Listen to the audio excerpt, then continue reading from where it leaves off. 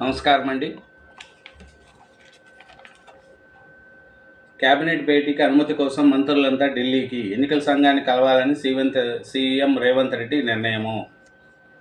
EC అనుమతి లేక శనివారం జరిగిన సమావేశంలో రోజంతా సచివాలయంలో మంత్రులు నిరచన. రాత్రి వరకు ఈసీ స్పందించకపోవడంతో ఇంటికి. సోమవారం ఎదురుచూచి తర్వాత చెలో ఢిల్లీ. రైతుల సంక్షేమం, కీలక అంశాలపై చర్చించుకున్నారు. నిర్ణయాలు తీసుకుంటామా అని చెప్పలేదు. రైతుల సంక్షేమం, కీలక అంశాలకు చర్చించాలనుకున్నాము, నిర్ణయాలు తీసుకుంటామని చెప్పలేదు సీఎం రేవంత్ రెడ్డి గారు. ఒక మాట చెప్పాలంటే తెలంగాణను డెవలప్మెంట్ చేసే సీఎంల్లో రేవంత్ రెడ్డి గారు కూడా ముందు రాజశేఖర రెడ్డి గారు ఎలా డెవలప్ చేశారు, చంద్రబాబు నాయుడు గారు ఎలా డెవలప్ చేశారు, కేసీఆర్ గారు ఎలా డెవలప్ చేశారు, వాళ్ళ వరుసలో రేవంత్ రెడ్డి గారు కూడా ఉన్నారు. ఎందుకంటే తెలంగాణ బాగా డెవలప్మెంట్ కావాలి అని పాటుపడే వ్యక్తుల్లో మన రేవంత్ రెడ్డి గారు సీఎం గారు ముందున్నారండి. ఎందుకంటే ప్రజల కోసం పాటుపడే వ్యక్తి రేవంత్ రెడ్డి గారండి. ప్రజలే బాగుండాలి అని కష్టపడి, ఎందుకంటే అతను కష్టపడి పైకి వచ్చిన వ్యక్తి అండి మన రేవంత్ రెడ్డి సారు. కాబట్టి ప్రజల కోసం చాలా కష్టపడతాడు. మంచి లీడర్ కూడా, డైనమిక్ లీడర్ మన రేవంత్ రెడ్డి గారు. తెలంగాణ కోసం తెలంగాణ ప్రభుత్వం తెలంగాణ డెవలప్మెంట్ కోసం చేశాడు. అలాగే ఆడవాళ్ళకి ఫ్రీ బస్సు ఇచ్చాడండి. ఎందుకంటే అది లేడీస్కు చాలా మంచి పథకం. ప్లస్ ఇంటి కరెంటు తెచ్చి 200 యూనిట్లు అది చేశాడండి. అది కూడా చాలా మంచిది. 500 రూపాయల గ్యాస్ సిలిండర్ ఇచ్చాడండి. అది కూడా చాలా మంచిది. నెక్స్ట్ రాజీవ్ ఆరోగ్యశ్రీ, అది అమౌంట్ పెంచాడు. అది చాలా మంచి పథకం. ఎందుకంటే పేదవాళ్ళకు ఉపయోగపడాలి, మనం చేసేటి పేదవాళ్ళకు ఉపయోగపడాలి.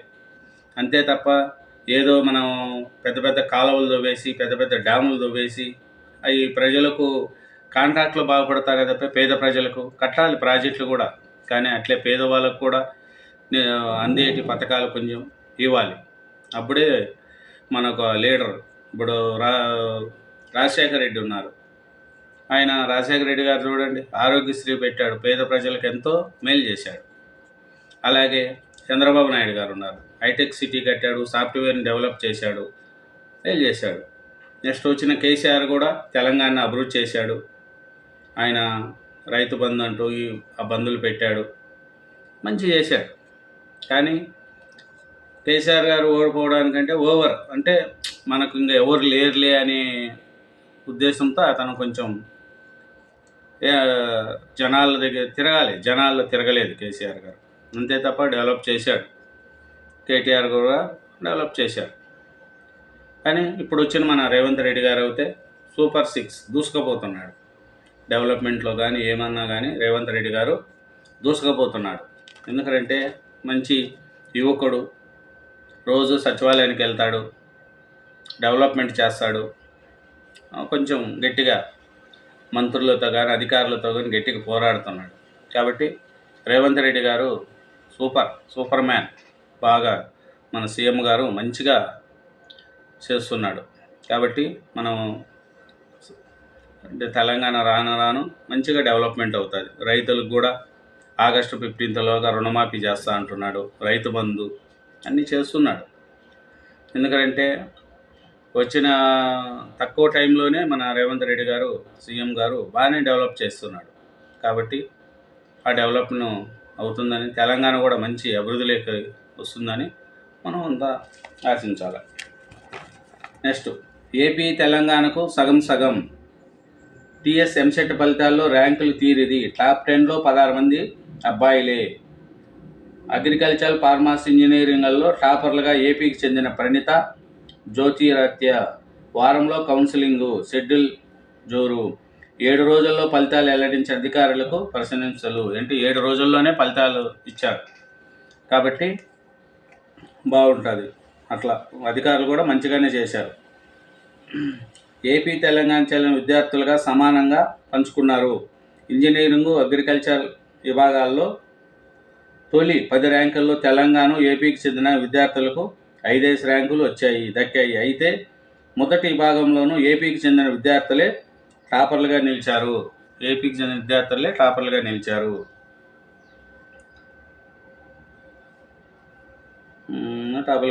ఇంజనీరింగ్ ఏపీలోని శ్రీకాకుళం జిల్లా పాలకొండ మండలానికి చెందిన పత్తివాడ జ్యోతిరాదిత్య అగ్రికల్చరల్ ఫార్మసీ విభాగంలో, ఏపీ అన్నమయ్య జిల్లా మదనపల్లికి చెందిన ఆలూరి ప్రణీత మొదటి ర్యాంకులు సాధించారు.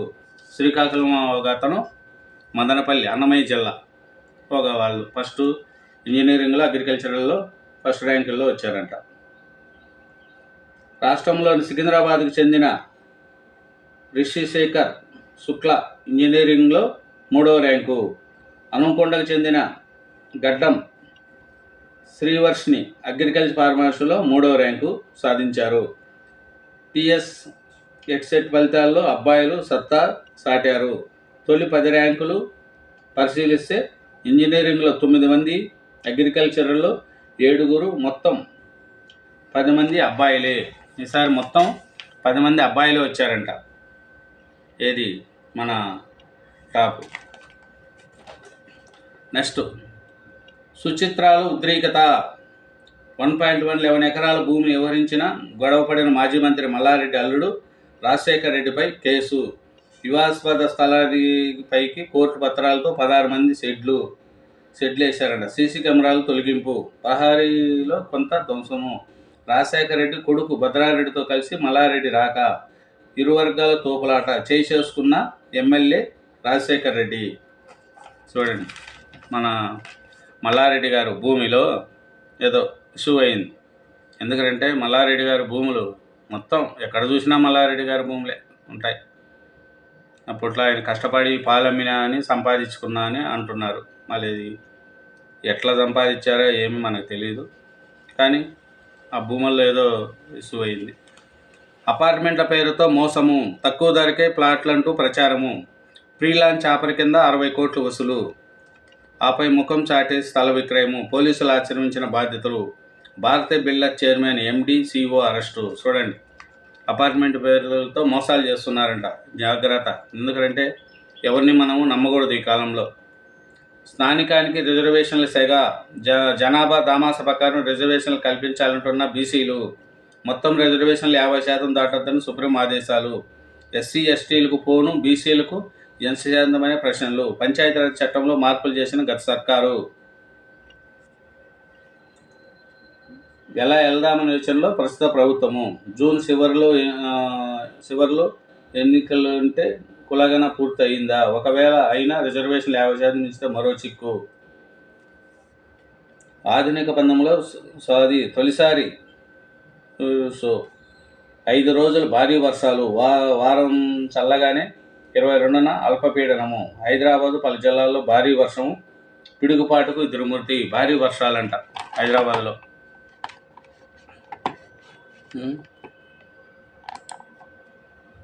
భారీ వర్షాలంట. ఈ ఆఫర్ గురించి తెలిసిన వారు ఎవ్వరు ఈ ఆఫర్ ని మిస్ అవ్వరు. అదేంటంటే డాక్టర్ సి వాళ్ళు 50 టెస్టుల కెల్చకప్ ప్యాకేజ్ ని పరిసర ఉత్తర తమిళనాడు ప్రాంతాల్లో సగటు సముద్ర మట్టానికి 5.8 కిలోమీటర్ల ఎత్తులో కేంద్రీకృతమైన ఆవర్తనం శనివారం బలహీనపడినట్టు వెల్లడించింది. ఆది సోమవారాల్లో ఉరుములు మెరుపులతో పాటు గంటకు 30 నుంచి 40 కిలోమీటర్ల వేగంతో వీచే ఈదురు గాలులతో కూడిన వర్షాలు కురిసే అవకాశం ఉందని తెలిపింది. ఆదివారం దాదాపు అన్ని జిల్లాల్లో వర్షం కురిసే అవకాశం ఉందని పేర్కొంటూ ఎల్లో అలర్ట్ జారీ చేసింది. అల్ప పీడన ప్రభావంతో 25 వరకు వాతావరణం చల్లగానే ఉంటుందని వివరించింది.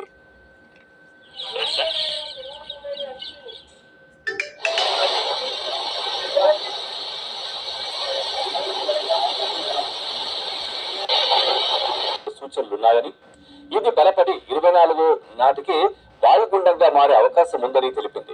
శుక్రవారం దక్షిణ ఛత్తీస్గఢ్ నుంచి కుమరి ప్రాంతం వరకు కొనసాగిన ఉపరితల ఆవర్తనం శనివారం దక్షిణ ఛత్తీస్గఢ్ నుంచి తెలంగాణ, రాయలసీమ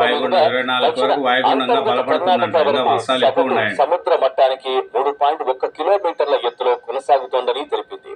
ఈ ద్రోణి కారణంగా రాష్ట్రంలో అక్కడక్కడ భారీ వర్షాలు పడే అవకాశం ఉందని వివరించింది.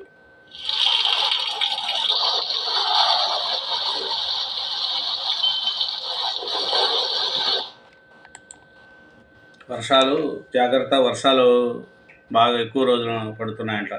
అలాగే ఇప్పుడు చూస్తే మన తెలంగాణలో సీఎం రేవంత్ రెడ్డి గారు అన్ని విధాల ముందుకెళ్తున్నారు. తెలంగాణ రాష్ట్రాన్ని మంచి అభివృద్ధి పదంలో నడిపిస్తాడని మనం ఆశిస్తున్నాం. ఎందుకంటే తక్కువ టైంలోనే ప్రజలకు కొన్ని చాలా మంచి చేశాడు. ఇంకా మంచి చేస్తాడని ఆశిస్తూ మన రేవంత్ రెడ్డి గారిని ఇంకా డెవలప్డ్గా ముందుకెళ్ళాలని, మన ప్రజల యొక్క మన్ననను పొందాలని మనం కోరుకుంటున్నాం. నమస్తే అండి.